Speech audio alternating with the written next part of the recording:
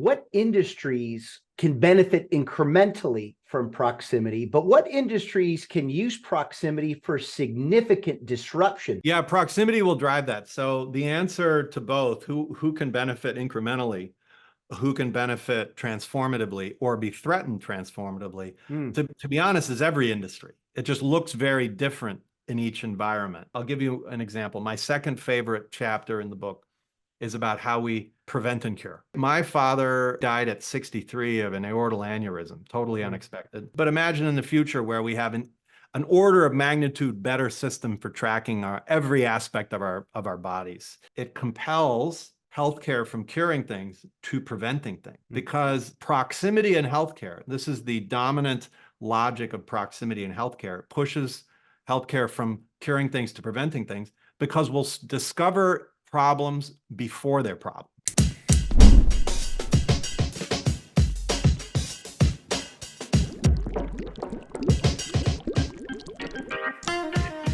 You are listening to Personalization Outbreak, a podcast about the collapse of traditional corporate standards in today's more personalized world. I'm Glenn Llopis. I'm a leadership strategist, author, contributor to Forbes, and founder of the Leadership in the Age of Personalization movement. On this show, I'm interviewing executives across multiple sectors to find out how the balance between standardization and personalization can exist. Hello, everyone. Welcome back to Personalization Outbreak Podcast. Now, you're in for a treat today because we're going to explore the power of proximity as we shift towards a just-in-time approach to value creation, bringing it closer to real-time demand across business, society, and our daily lives. In fact, you might be in proximity right now and don't even know about it, but don't worry.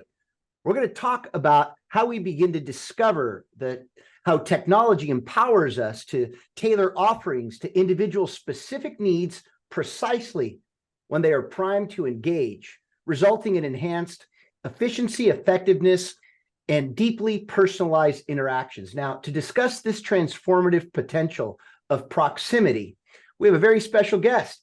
Oh my gosh, he's actually the author of the book, Proximity, and his name is Rob Wolcott. And Rob is the co-founder and chair of the World Innovation Network, an adjunct professor of innovation at the Booth School of Business at the University of Chicago and the Kellogg School of Management at Northwestern University. Now, before we get started, take a moment to click the like button below, share it with your colleagues, and subscribe to our YouTube channel and social media at Glenn Llopis. Now, before I make the introduction to Mr. Wolcott, who's there on screen with us right now, he's just waiting patiently. I've known Rob for more than 10 years. I know his family, his two little girls, who are now grown women almost, but it's incredible what an individual he is. And you're in for a treat. You're going to have to hang on tight because he's a really, really quick thinker, and he's really going to make you double click on the kind of decisions that you make every day, and to the point where you're going to be able to evaluate the kind of person that you really are. So, hey, Rob, thanks for being here, man. Always a pleasure. I always learn so much, and I always walk away inspired when we talk. No, thank you, Glenn. Actually, I think we met more than a decade ago. And part of the reason I said, I've got to talk to this guy is you wrote a book about serendipity. And for a long time, one of my personal mottos has been never leave serendipity to chance. So put all these threads together. You were speaking, I think, at a Renaissance weekend or something, and you said something about serendipity and how you can earn it. You need to earn it. And I thought, oh my gosh, I've got to make sure I don't leave serendipity to chance because I've got to meet Glenn. And it all sort of happened from there. Well, thank God it did. And now, of course, you've taken the serendipity to a whole other level and recognizing that we're actually maybe living in it already. We don't even know through the powers of proximity. Now, Let me make sure everybody knows this. And I'm going to make sure everybody sees how cool this cover looks. But this is really a tremendous book. And I want to share why in very short form. It not only challenges linear thinking by illustrating the boundaries it imposes, but proximity actually broadens your perspective, revealing a world where seemingly disconnected parts can be seamlessly interlinked, expanding your awareness of hidden connections. How'd I do there, Rob? Wow, you went to the esoteric metaphysical level of proximity. I mean, you know, the simplest way to think about this trend is digital of all sorts drive value creation ever closer to the moment of actual demand. And we'll unpack this. We'll talk a lot about it today, but what I'd love for your listeners and your fans to do is take that assertion and be aggressive with it. We do not just mean respond to customers faster. Of course, we want to do that. Everybody's been trying to do that for millennia. We literally mean setting up business models, technology platforms to procrastinate, to wait as long as possible until there's an actual customer for an actual demand. Because after all, Glenn, the easiest demand to predict is one that already exists. Well, and this, if I may, Rob, this is what takes me to the point of the book. And you shared this with me before, but I want to read this to our audience. I love this quote. People want what they want, where and when they want it. This is so true. And you close by saying this: those who can give it to them are more likely to win. Explain that, though I don't think it really needs any explanation. Right.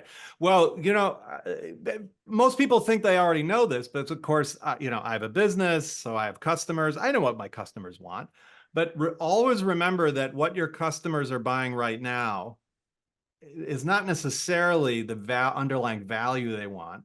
Number two, things change. Technology changes, what's possible changes. And you might think, oh, I know what my customers want, where and when they want it. But many of us are restricted, are constrained by tradition. You know, what is our infrastructure? How do we set up? How do we do manufacturing, ordering, delivery, fulfillment, et cetera? And that's true for services companies and experiences companies as well as product companies. So you're doing great work within a model, within a very specific model. And that works for a while until it doesn't, until somebody else comes along and does it far better, far more customized. And this is one of the reasons, Glenn, when I was thinking about sharing proximity, you were one of the first people I emailed, because you've been promulgating this notion of personalization for a long time.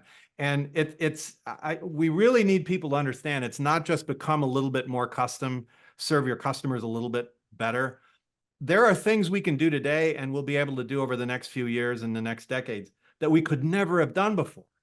And so therefore, there will be competitors who are able to come to market with things that are far more customized, far more personalized to each individual human, where and when they want things. And that's what we have to stay ahead of.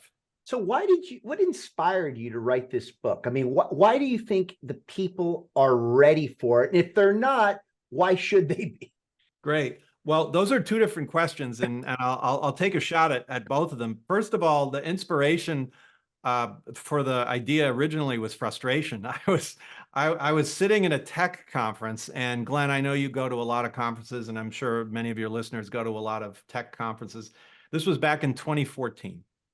And I don't know if you remember that long ago. It's probably before your time. I'm, you know, a little old. So I was sitting in the audience listening to speakers, and I was listening to the 8th speaker, and he was pretty much like the 7th speaker. And then I was listening to the 9th speaker, who was pretty much like the 8th speaker, and you get the point. And they all had some version of the following slide, if you recall at that time. They would be talking about what they're talking about. Then there'd be a slide, and they would say something like, by the year 2025, 1 trillion devices will be connected. And I was thinking, well, okay, yeah, I think we already all know that. If you think you have to share that to this audience, you're in the wrong room. So I was kind of stewing, and I thought we must be able to do better. We need better foresight, because you can't make good investment decisions. You can't transform your business. You can't properly serve customers unless you have good foresight, especially when the world is changing faster and it's more volatile. And so the question I asked, returning to my days as a graduate student in industrial engineering and economics, there's something in economics called general purpose tool, GPT, which has nothing to do with Chat GPT. That's a coincidence, generative pre-trained transformer, total coincidence. So a general purpose tool is a technology that is a foundational technology that allows us to do lots of different things in lots of different spaces. And when you understand what's different about a GPT, you can do much better job of predicting the future. So great example in history would be the steam engine, and then the electric dynamo. These are two GPTs that operate very differently. And so if you understood what was capable with an electric dynamo that was different from a steam engine, you could be a lot more effective at foresight.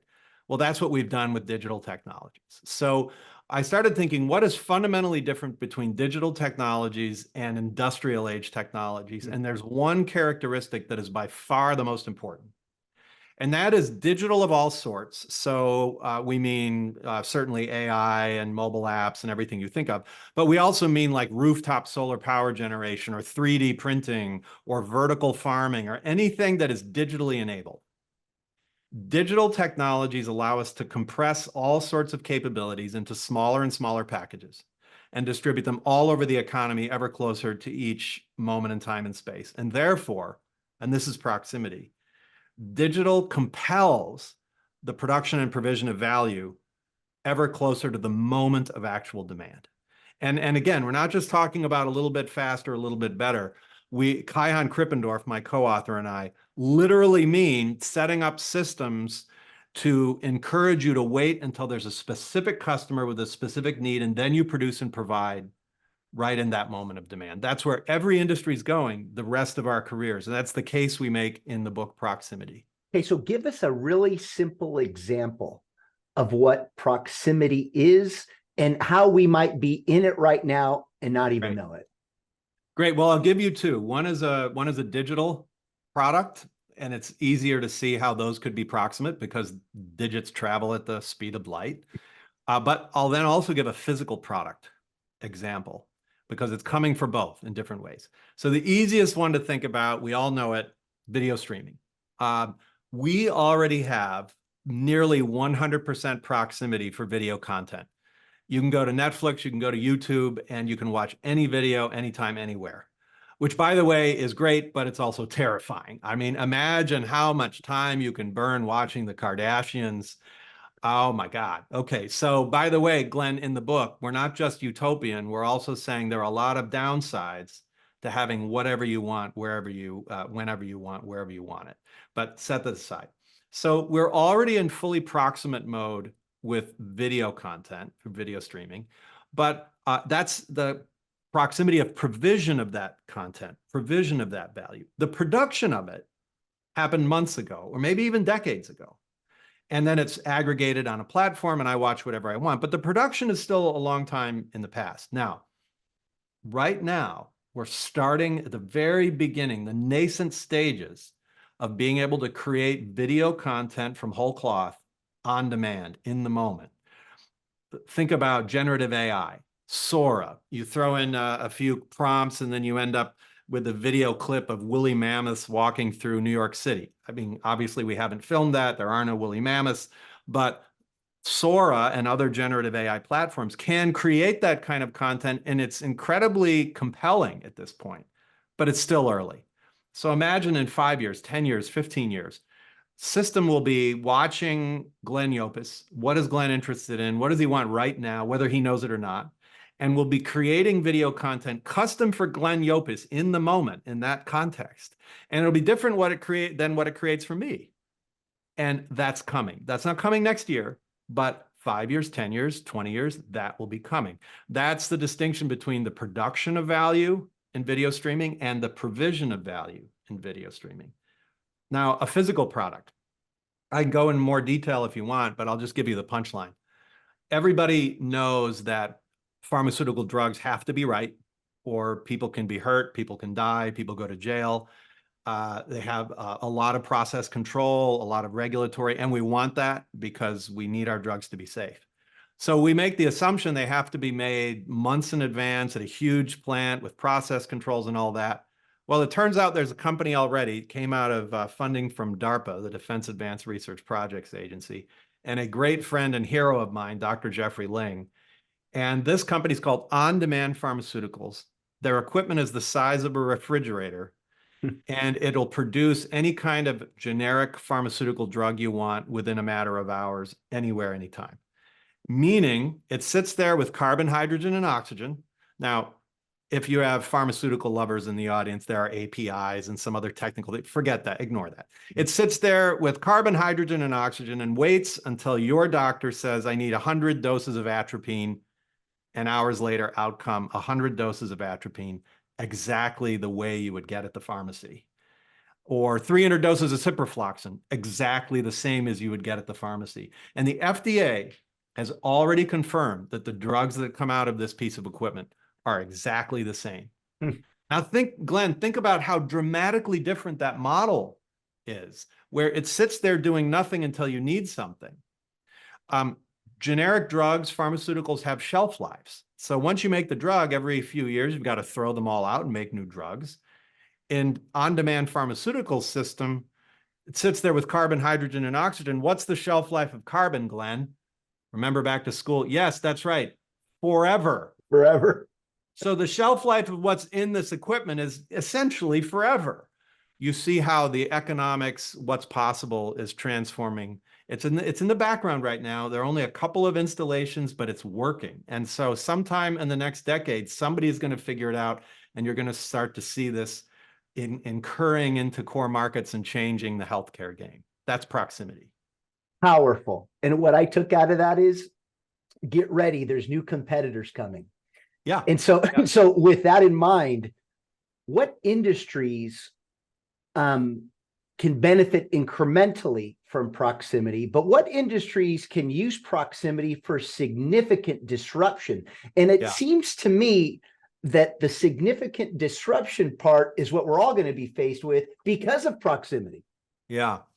Yeah, proximity will drive that. So the answer to both, who can benefit incrementally, who can benefit transformatively or be threatened transformatively, to be honest, is every industry. It just looks very different in each environment. And we can give lots of examples, but the way my co-authors, Kaihan Krippendorf, and the way Kaihan and I organize the book is to look at different realms of life. You can think different industries, but it's really realms of life. So we look at how we work, how we eat, how we create and produce, how we prevent and cure, how we power and how we defend. And then in the last chapter, we look at the two horizons of the 21st century, the places humans have never really been before, but are going this century. And that's virtual reality and space. Yeah. And we're not talking about space travel right now. We're not talking about VR kind of right now. It's still clunky with the headphones and all those things, the headsets. We're talking about 5 years, 10 years, 20 years. As that transforms, then any experience in VR becomes possible anywhere. So each industry is being affected by it, but it varies. So I'll give you an example. My second favorite chapter in the book is about how we prevent and cure. And the reason is there's a personal story here. And Glenn, I know how committed you are to your family, and how thankful you are for your parents, and certainly your father and what he brought you, and coming here from Cuba and all of that. My father was a similar influence in my life, and he died at 63 of an aortal aneurysm, totally unexpected. It was about 20 years ago. He had just had a completely clean bill of health from the doctor. The doctor, in fact, said, Bob, whatever you're doing, keep it up. You're in great shape. And 2 months later, he was dead. Now, fast forward to today. Most of us have an Oura Ring or an Apple Watch or some gadget that's tracking our vital signs. Imagine in 10 years, I'm not making date predictions, but imagine in the future where we have an order of magnitude better system for tracking every aspect of our bodies. It's tracking every signal, every weak signal. There's an AI system in the background analyzing it. And it says to you, hey, you know what, Rob, it looks like you might have a problem. Go talk to your doctor. Maybe the virtual doctor comes to me, but set that aside. So I go to my doctor, and in this future state, the doctor says, Rob, it looks like you have stage 0 pancreatic cancer. That's not a big deal. It's easy to solve. Here's what we're going to do. Compare that to today. Today, you wait until you're double over in pain. You go to the doctor, they run a bunch of tests, and they say, gee, looks like you've got stage 4 pancreatic cancer. There's nothing we can do. Just keep you comfortable. So So what does this mean? This proximity of health monitoring, always, everywhere, real time, it disappears into your daily life, monitoring you on a regular basis, and then it does something magical. It compels healthcare from curing things to preventing things. Because proximity in healthcare, this is the dominant logic of proximity in healthcare, pushes healthcare from curing things to preventing things, because we'll discover problems before they're problems, and we'll solve them before they're problems. What we're not saying, Glenn, is that, hey, prevention is better. You guys should all exercise more and eat right. I mean, we've been saying that for millennia, and how good are humans at that? Not very good. This is where technology will actually be an extraordinary boon to us in our quality of life, because it will give us indications before we have a problem. And so you can look in each industry and see how this proximity dynamic affects each one very differently. You know, as I think of what you're sharing with us, which really making me think about so much, because somebody, as they engage with proximity, has to lead this whole thing. Yeah. And as I think about the age of personalization, proximity intersects with leadership by necessitating a shift towards more contextually aware and adaptive leadership styles. So what skills or mindset shifts do leaders need to adopt and thrive in an era defined by proximity? Wow, that's a big question. And Glenn, you're of all the people I know in the world, you're the number one expert in personalization. So in a minute, I'd love to ask you, what are your reflections on what do leaders need to do to get ahead of this proximity thing? But three things come to mind: peripheries, customer value, and data. Peripheries, customer value, and data. What do I mean? So the big threats and opportunities for any business do not happen in the center of your market. Now, obviously, you've got to fight hard against your competitors, fight for the customers. I get that. But the thing is, you already know everything your direct competitors are doing, and they already know everything you're doing. There's an occasional exception. You spring it on the market. Isn't that nice? But that's very rare. So you already know everything going on in your core market. The big threats and opportunities happen at the peripheries. They happen outside your core, new ideas, startups, other large companies experimenting, whatever it is, outside. Now, most of these experiments fail. Most of them die. But some of them rise up and get better and incur into your market and change the game. So one thing we must become better at is peripheral vision. We can't know everything. So we have to ask, where should we be keeping our eyes on? We're not ready to spend money. We're not ready to launch anything. We're just keeping an eye on it. What's coming, what's different, what's important, what technology sets, what other industries that are analogous with yours, where you might find valuable things to translate into your environment. I love doing that because you have real data that shows that somebody made money doing it. So now you can translate it into your space. What geographies may be in the world where there are exciting things going on? We could talk about that a bit with respect to proximity. The second thing is customer value. We can talk more about it. I'll just give you the punchline. Never assume you know why the customer is buying your product, service, or experience. We all assume it every day, and it changes. Their underlying dynamics and motivations may or may not change, but the way they seek it, what people can provide to them, is changing. And so therefore, you have to always check and recheck. If you ever feel lost in the chaos of change, always step back and say, okay, what is the real value that our customers are getting from working with us or somebody else? So always go back far more aggressively to actual customer value. And third, data. There are so many more things we can know. We have potential access to so many more aspects of each individual consumer's life and interests. And by the way, this is both pro and con. This is both good and bad. But an exercise I recommend every business do. And in the exercise portion, don't worry about what's legal. Don't worry about ethics. Okay, let me underscore. Please worry about what's legal. Please worry about ethics. But this is an exercise. In the little exercise point, you haven't spent any money. Nobody's doing anything yet. You're just exploring and thinking. For this exercise, I want you to pick a critical product or service experience of your business, select a critical customer, and say, what are all the things that we would love to know about that customer anytime, anywhere? What are all the things that whether we think it's even possible to know it or not, what would we like to know? And after you've made that very long list of things you'd love to know, you can put them into buckets. One is, look, we already know this, and we just have to be great at leveraging that. Another bucket is, you know what, we don't know it. You know what, it turns out somebody else in the universe does have access to those data. They do know that. How do we get access to them? Can we partner with them? Can we do it ourselves? Well, figure that out. And the third bucket, you know what that is. Maybe nobody knows this yet. Maybe the consumer doesn't even know this bucket yet. But now you've got an objective on your radar. You say, at some point in the future, we would like to figure out how to know that. And by the way, as technology gets better and better and more present in every moment of our lives, someone will figure that out. People only see the things for which they're looking. So this is an example of being ready, of saying, this is what I would love to know if I could. And you'll discover at some point in your career, you can't. Powerful. And so I, as I was listening to you, Rob, I started asking myself the question that you had for me. And you were on it. And it's, we have to stop making assumptions about who belongs where, doing what, and how. In other words, let me say this in a different way. We always look at the consumer as the only consumer. In leadership today, we have to recognize that the employees are consumers too. And my point is, we have work environments today that actually prohibit us from even imagining that proximity is opportunity.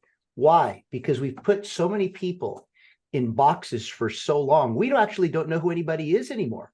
I mean, when you look at the alignment of business and people, we just make the assumption that when we come up with the strategy, that we actually have the right people and the right talent to execute that strategy. We can't make that assumption anymore. And so I just share this with you because, as I've heard oftentimes, well, we have to prepare for the next 100 years of our legacy. We need to prepare ourselves for proximity by creating environments in people that operate based upon their own playbooks. And yet we're limited to enter the world of proximity because we have followed everybody's playbook except our own as individuals. And what I'm getting at is, when we can create in work environments where we can appreciate what everybody solves for as individuals based upon their capacities and their playbooks to help the organization get to where we want to go, that's when we'll create the opportunities where proximity will flourish. And why am I such a believer in this book? And I know, I love you, but I really believe in this. Why? Because this is exactly where personalization is going to take organizations. And guess what? It's already starting to happen. And it's where I'm getting at is, people want leaders to let go. Stop throwing more things that I have to do and memorize, much like I did in school, and let me be what I'm capable of, and I will create more opportunity and proximity than you will know. And I only say this because, as I've worked with organizations, whether it's a large department, whether it's an entire organization, whether it's a large team, what you've made me realize is that I've actually have taught them how to create the environments to create proximity. Yeah. So this is what I've learned from you, my friend. Well, this is an essential observation, and there are two sides to that equation that you've laid out, Glenn. One is the enterprise, and that could be a nonprofit or government, whatever, the organization trying to do stuff. And the other is the individual, or the teams of individuals, and they have complementary roles to play. And we're all in the same context, which is a world where change is not only accelerating, a lot of people point that out, but it's also important to know is more volatile. It's going in a lot more different directions. It's being buffeted, but being shocked by lots of different questions and challenges. And so in that environment, and we talk about this in the chapter, How We Work, from the enterprise's perspective, the key way is not to say, like we did in the old days, let's optimize everything. Let's lock down the systems and processes and get exactly the right team in each of the buckets to make this machine work brilliantly. In the old days where things, and they did change more slowly within industries decades ago, and global supply chains were far more standardized and more and less fraught with conflict when we had Pax Americana. Well, so all these contexts are making more uncertainty. That model doesn't work anymore. So in the context of emerging proximity, enterprises, here's what they need to do when they think about talent. They need to bring the right people and systems to bear on the right problems and challenges at every moment. And those problems, challenges, opportunities change a lot faster. So we need the right people and systems combined. And that doesn't necessarily mean hiring somebody full time. It could be people on contract. It could be bringing consumers in groups to help and amplify. Now, on the individual side, one manifestation of this is what we call a portfolio career. You don't want to get stuck pouring all of your energy and passion into one entity and one role. And, look, everybody knows Lehman Brothers will never go out of business. I mean, it's been around for 100 and some years, right? What's the chance that Lehman Brothers is going to go out of business? Oh, oops, right? So we all need to think about our careers like you do, Glenn, as a portfolio of activities. They each provide different value, all within a context, of course. But they allow me multiple paths to the future and to contribute value to the world in many different ways. And when you put these two things together, you have the right kind of operating model, an enterprise that brings the right people and capabilities to each challenge, and human beings who seek a portfolio of activities and learnings and capabilities in a portfolio career. It's that overlap that allows us all to shine. Again, I want to get back to the book, even though we're on the book, but what you just said made so much sense to me, because essentially, rather than operating in silos, actually, you're not even in a department anymore. I'm Rob. I solve for proximity. Okay, here are the challenges and opportunities that we have on this side. Okay, where can we use proximity? Okay, here's Rob's role. Boom, Rob's in. Here's the next. Now you go here. Like you're floating to where the opportunity lies. Yeah. And so I share this with you because I appreciate you going deeper into that. And I like that chapter about how we work, but it validates that, goes back to something else that we discussed years ago, right? There's a name that you had for it, but this synergy that's now happening between anything that's not hyper standardized is going to become through technology a way of accelerating all this change that we always thought was impossible. And now you've told me, and sorry, it took a bit. Kaboom. This is where I'm gathering and I'm connecting everything that you're saying. It's the power of proximity, but it requires so many different elements. But it really ultimately requires what? We've got to know the people that we're serving. Yeah. Anyway, so let's move ahead. And I know that we got stuck on time, but what do you think are some of the challenges that people need to anticipate when trying to implement proximity? I mean, clearly you and I are excited about it, but what are some of the hurdles? And maybe if we can even take it down a notch here, because we have a tendency, right, to see the problem as such a big problem. But explain to us why some of those barriers may not be as big as we might think they are. Well, I think the biggest thing standing in the way, it's not technology, as you know quite well, Glenn, and everybody is seeing every day. Technology can increasingly do anything, and in our lifetimes, I really do mean anything. And so the question for each of us is, what should we be doing and why? And I mean that for each of us as individuals, human beings. I mean that as members of our families. What should our kids do as they go to college, whatever, or if they go to college, because there are new paths that are rising that are credible, which is a great thing. But also, what should enterprises be doing? So I think the biggest thing standing in the way of leading these opportunities are the paradigms, the models that we have in our head regarding how the world must work. And I'll give you a couple of tangible examples. So electric vehicles. I'm a huge fan. Ada, my wife, and I have had one since 2016. Here's the thing. We've never had a problem with charging infrastructure ever in those years of owning an electric vehicle. The only people who have range anxiety, as we call it, are people who don't own electric vehicles. Because what they haven't realized is you don't need gas stations all over the place to fill up your EV. You have something called, most of us, not all of us, but most of us have something called a garage. Glenn, do you have a garage in North Carolina? Of course you have a garage. Can you plug stuff in your garage? Bingo, of course. Yes. Can you fill up your petrol-based car in your garage? No. Of course not. So we need that infrastructure for your petrol-based cars, but not for your EV. And now there are dozens of companies that have burnt through billions of dollars building charging stations all over the place, and they will all lose their money. Now, there are ways to make money from charging infrastructure. The Tesla supercharger network makes perfect sense. Why is that? What Tesla did not do is say, let's put charging stations at all the corporate campuses and malls all over of course not. That's stupid. But what is very smart is let's put superchargers all along expressways for long distance trips. That's where we need them. That's when we need them. So that's one example. And another great example was television, the early days of TV. The very first TV show was a radio show on TV. Literally, and I've seen video of it. So there are people reading off of scripts on the screen, and there's a sound effects guy off to the side going, and you see him in the screen. And then somebody said, no, wait a minute. It's not like a radio show. It's like a stage show. And then the coup de grace, let's record it and then edit it and then put it on TV. Glenn, that took 15 years to figure out, and it was not a technology constraint. It was a paradigmatic constraint.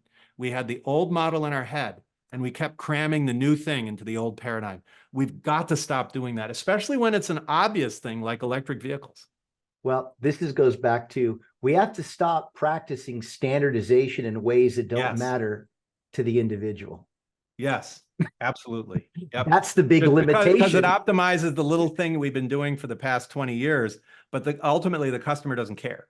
Exactly. And then ultimately what that does, we start losing trust, we start losing capacity in people, and ultimately we start weakening humanity. And you can see why there is a need for proximity. Okay, let's close this by asking you a futuristic question now, Rob. Oh no. Take us to the future here. Looking far ahead. I'm going to throw you out 30 years. I know. Oh boy. I know that's a tough one, but let's just go out there. You take it as far out as you want. What further developments or trends do you predict that will stem from the proximity revolution? What do you see out there, Rob? Great. Well, I'd encourage all your listeners to look at the concluding chapter of by the way, the last chapter is actually the appendix, and Kion and I have created a proximity strategy workbook. So there are I saw it here. Exercises, frameworks that you can go through to start to explore what proximity means for you and your company. But the chapter before that, chapter 9, is about VR and space. And I can already say, Glenn, my next book project, and God willing, this will be 2 or 3 years from now, the next book will come out. It's called Post Virtual. So we talk about it in the concluding chapter. It's a project I'm working on with Moran Cerf, a neuroscientist colleague of mine. And it postulates the following. Later this century, and we don't make date predictions, so I don't know if it's 20 years or 50 years, I don't care. But at some point, we're going to cross a threshold. And that threshold will be after the point we cannot experientially tell the difference between virtual reality and default reality. By the way, normal life is default reality. Techies call it default reality.